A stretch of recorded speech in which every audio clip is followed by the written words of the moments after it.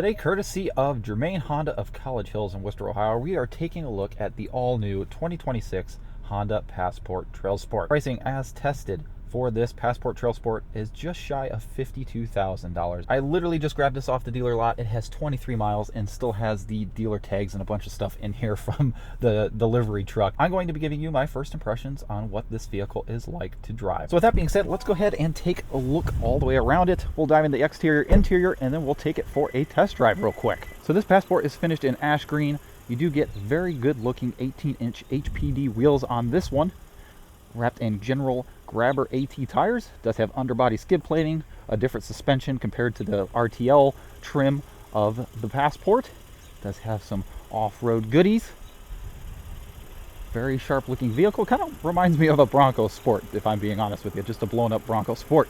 Do get these very sharp amber DRLs up front. Orange tow hooks here. This looks great. I really dig it. Do get LED fog lights down here. It's a closer shot of those wheels. Very sharp, very aggressive tires. Let's go ahead and take a look at the trunk real quick. Do have a power lift gate here. The new Passport retains a 5,000 pound towing capacity as well. Back here you do get a decent amount of space. I think it's a little bit smaller than the outgoing Passport, but you do get a lot of storage on the left and right here. A power outlet, some storage here, some storage under here as well. Spare tire, TrailSport logos and mountains all over the place. These soft rotors crack me up, the way they do things. I do find this to be a little low. I've knocked my head on it quite a few times already. Let's go ahead and climb into the back seat here. The TrailSport gets these fancy orange stitched leatherette and cloth seats. Very sharp. Back here, very nice place to be, honestly. A couple of mat pockets, 2 USB-C ports, 115 volt outlet, vents, pull down center armrest with a couple cup holders, plenty of leg room, plenty of headroom, a lot of headroom. I'm 6 foot, driver's seat's in my position. I can't complain. Do get a ton of cup holders and storage in this vehicle. It's nice to see these interior door panels utilized better. This model does also have a panoramic sunroof as well. Let's go ahead and take a look at what's under the hood. Hood struts, nice to see. So under the hood of the new Honda Passport is a 3.5 liter V6 mated to a 10-speed automatic transmission. Makes about 285 horsepower. It's 5 horsepower more than the outgoing model, the single overhead cam version. No more fun VTEC noises anymore.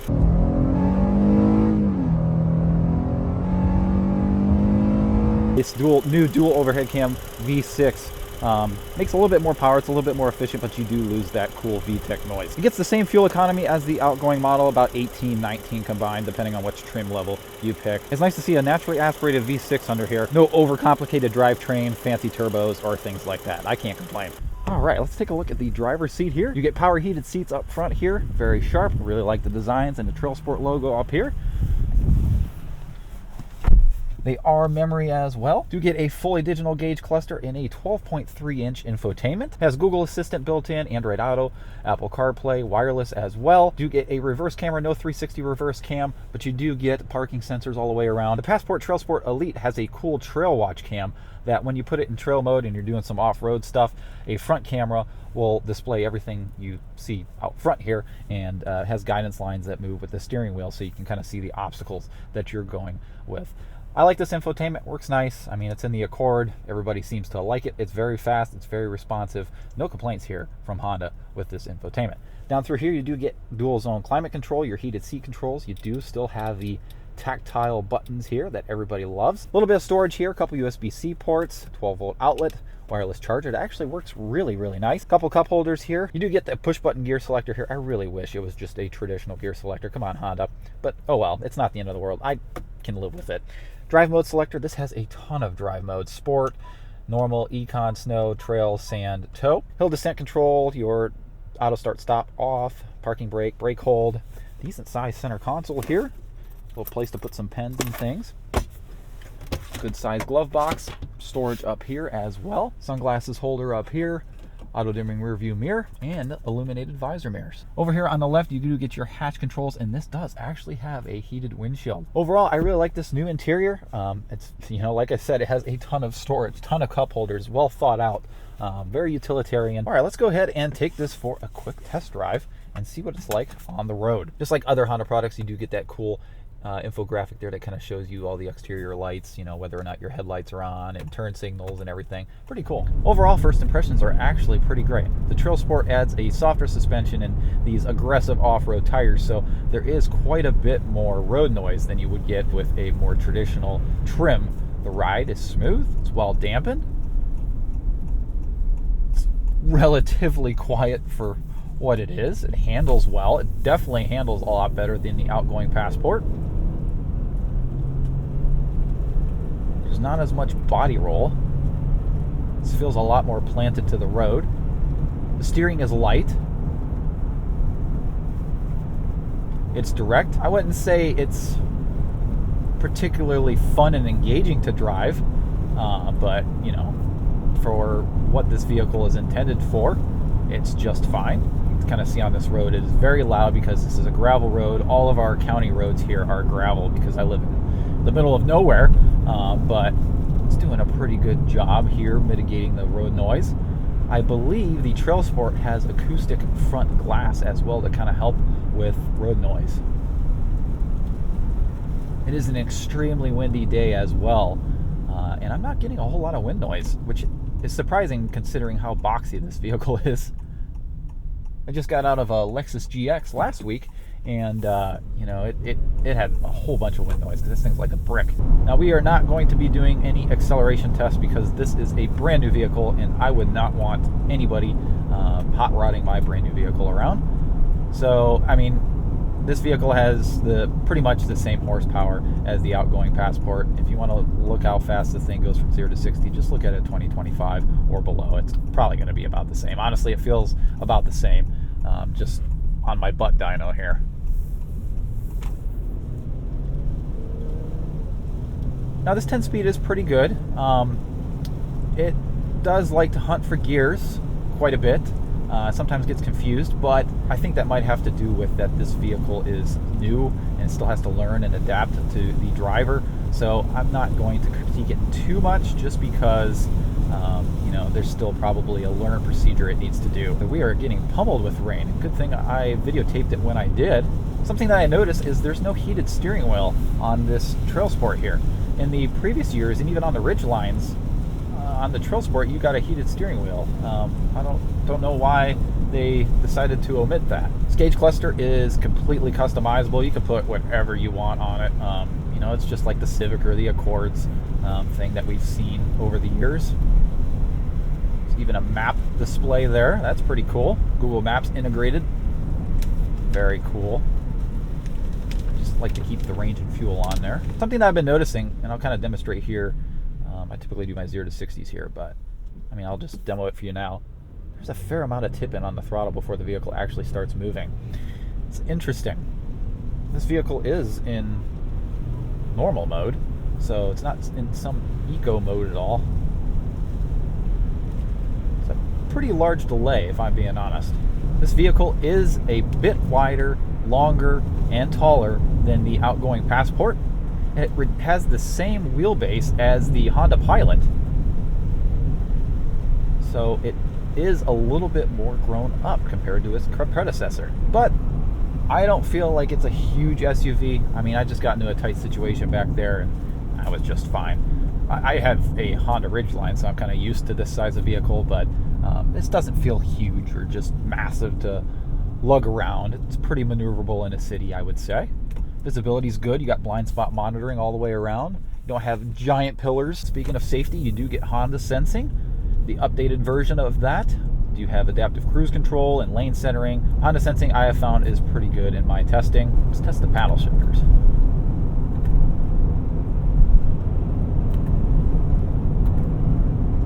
Yeah, it's a 10-speed auto. I don't know. In my opinion, paddle shifters on most cars are just a gimmick nowadays, but you have them. It's not responsive, but you have them if you need it. Might be useful for towing, I guess. Not sure if you've seen that, but there is traffic sign recognition on the gauge cluster as well. Pretty convenient when you can't remember the speed limit on a road, or if there's a stop sign coming and you didn't see it, it'll illuminate a stop sign on the gauge cluster there for you. You have an elevation gauge there, which is kind of cool. It'll measure your elevation as you're driving. If you're doing some soft roading in your new Honda Passport, you can kind of see how much elevation change you have done. I'd be curious to see what your guys' thoughts are on the all-new Passport, especially with the new Toyota 4Runner that came out recently. I'd be curious to know your guys' thoughts and inputs. This is more of a first impressions video, so I'll kind of hold off on mine until I can get some actual seat time behind one of these for an extended period of time.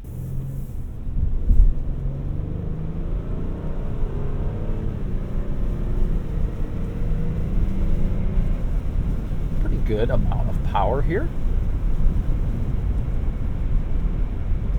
10-speed is a little bit more close ratio than the outgoing 9-speed. So I feel like it accelerates just a little bit better than the predecessor. You know, just normal driving. I'm sure the 0 to 60 is probably very similar. So as we're driving at 55 miles an hour here, you can kind of see how much quieter it is on a normal road. Not bad. Not bad, actually, especially with those aggressive all-terrains. Something that I noticed when I was comparing the 2026 and 2025 together is that this 2026 Passport has 1 gallon less in its fuel tank than the 2025, the capacity, overall capacity. So, not sure, you know, if that's going to affect range. I mean, maybe it will, maybe it won't, but, you know, maybe with the changes in the engine here to make it a little bit more efficient, it probably won't matter that much. Let's do a quick stereo system test, because why not?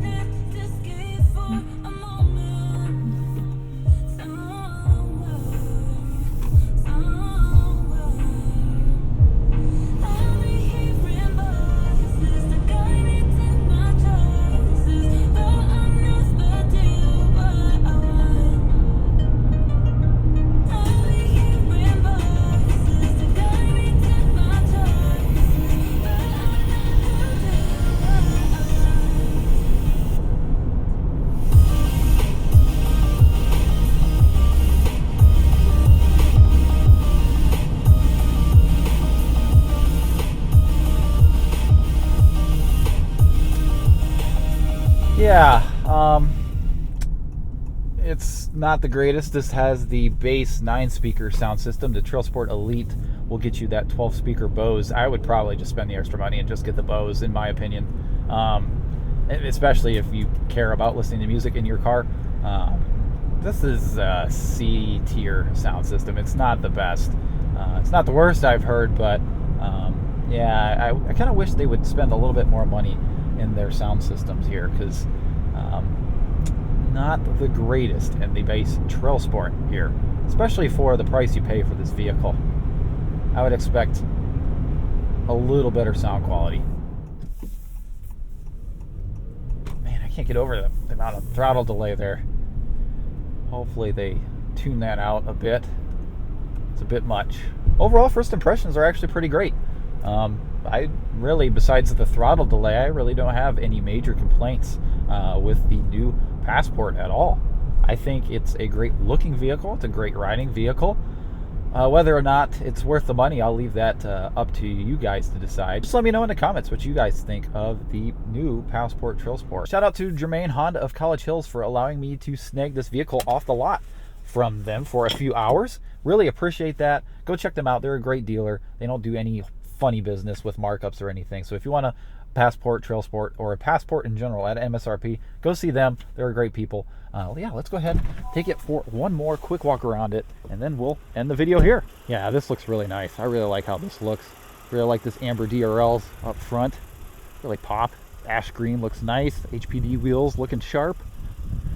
Forgot to mention you do get the standard trailer hitch here with the TrailSport and above, and a 7-pin connector as well. Let me know what you guys think. I'll be curious. Let me know in the comments. Thank you guys so much for watching.